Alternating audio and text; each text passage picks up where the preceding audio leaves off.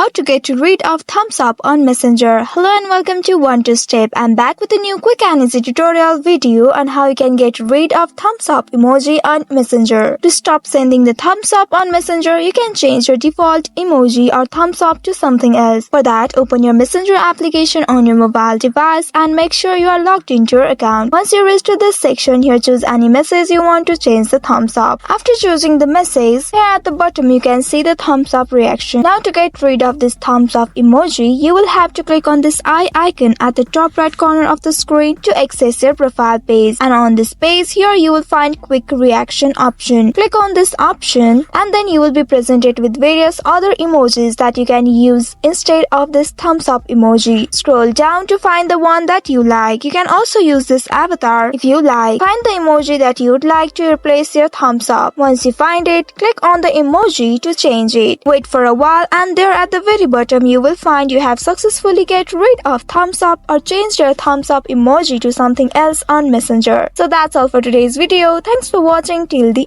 end. If you found this video helpful, don't forget to like, share and subscribe the channel. Also hit that bell icon to get notifications on more such helpful tutorials. See you in next video. Stay connected.